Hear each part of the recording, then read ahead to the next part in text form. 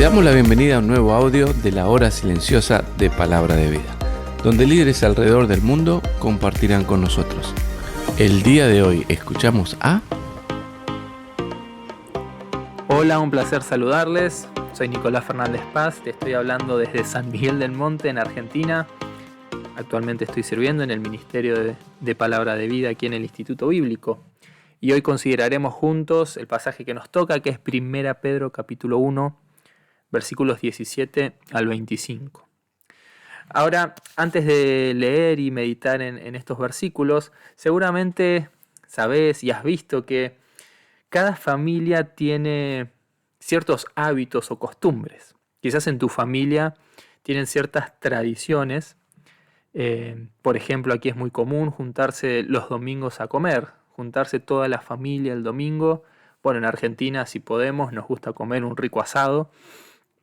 Pero quizás en tu caso es algo similar. Hay un día en que toda la familia se junta, o quizás en tu casa un día en el que pueden ver una película, o jugar juegos de mesa, o ir de vacaciones a determinado lugar, o hacer ciertas actividades. Pero cada familia es diferente, pero cada familia tiene sus costumbres o rasgos característicos. Y mira, Pedro hoy nos va a marcar en cuanto a la familia de la fe, a los hijos de Dios, que presentan o deberían presentar dos rasgos característicos. Él nos va a decir que todos aquellos que invocamos a Dios como Padre debemos conducirnos con temor en cada uno de los asuntos de nuestra vida y que debemos también manifestar un amor sincero a nuestros hermanos en la fe. Así que teniendo eso en mente, vamos ahora sí a leer.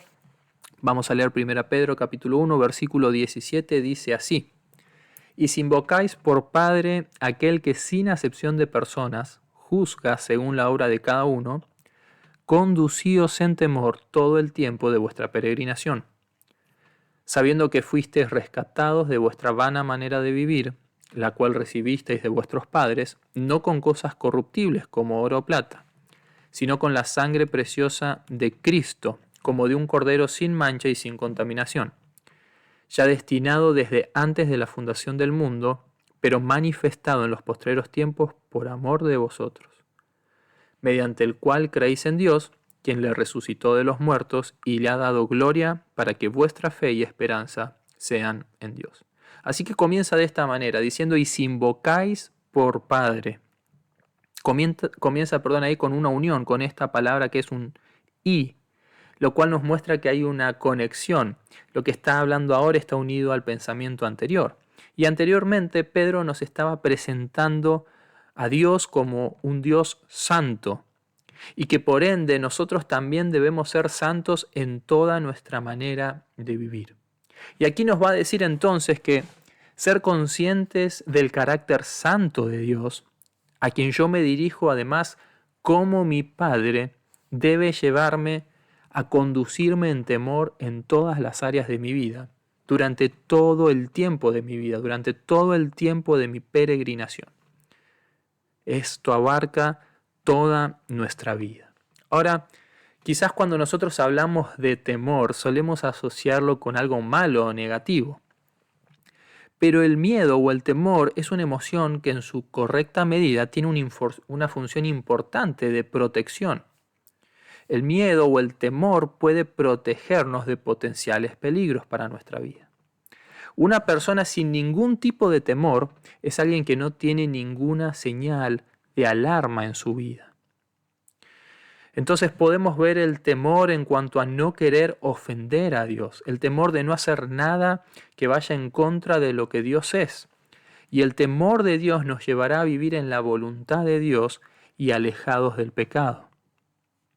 Pero también el temor de Dios nos llevará a hacer lo que a Dios le agrada. Pensemos por un momento en la vida de José. Seguramente recordás parte de su historia.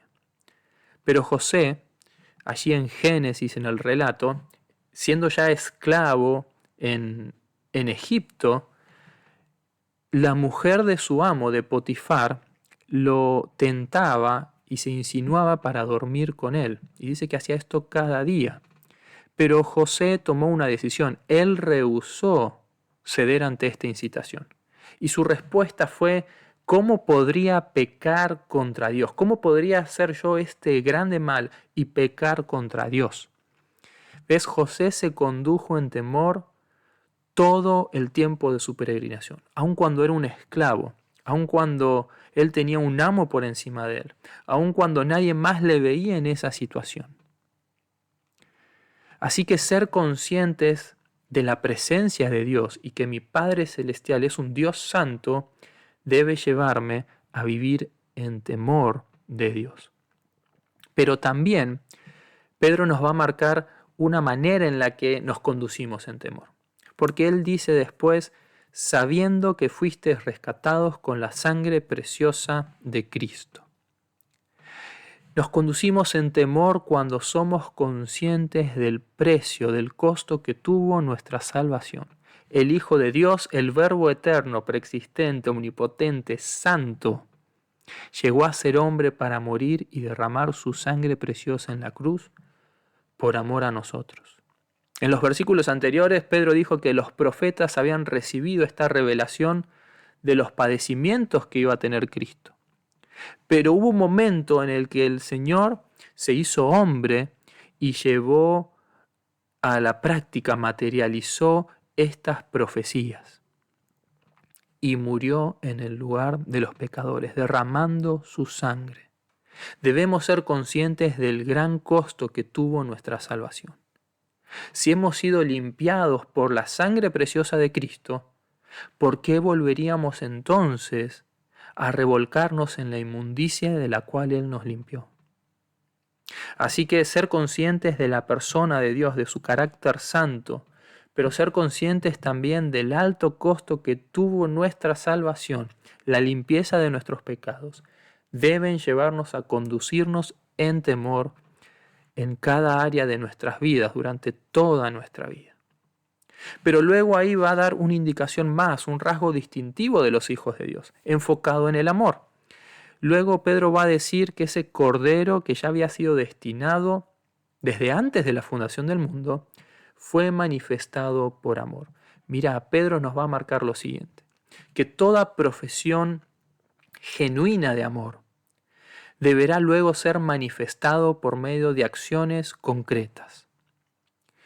Mira, Pedro nos va a decir luego: habiendo purificado vuestras almas por la obediencia a la verdad, mediante el Espíritu, para el amor fraternal no fingido, amaos unos a otros entrañablemente, de corazón puro, siendo renacidos, no de simiente corruptible, sino de simiente incorruptible, por la palabra de Dios que vive y permanece para siempre. Habiendo obedecido a la verdad, nuestras almas fueron limpias por completo, pero con un propósito: para el amor fraternal no fingido. Sin fingimiento, sin hipocresía. A ver, lo dijimos antes: si nuestro Padre Celestial no hace acepción de personas, la clase de amor que recibimos de Él, entonces ahora debemos manifestarlo a otros. Y habla también particularmente de ese amor fraternal, de ese amor en los hermanos, en la fe, en la familia de Dios. Este debe ser un rasgo distintivo en nuestras vidas como hijos de Dios. Recordemos las palabras que dijo el Señor Jesús a sus discípulos en Juan 13. En esto conocerán todos que sois mis discípulos si tuviereis amor los unos con los otros. Y Juan en su primera carta dice: nosotros sabemos que hemos pasado de muerte a vida, en que amamos a los hermanos. Y luego dice que, puesto que Cristo puso su vida por nosotros, también nosotros debemos poner nuestras vidas por los hermanos. Tenemos un deber, estamos bajo una obligación, el hecho de amarnos unos a otros. Ahora, ¿qué clase de amor debe manifestar un hijo de Dios? Pedro lo dice: un amor no fingido, sincero, sin hipocresía, sin acepción de personas.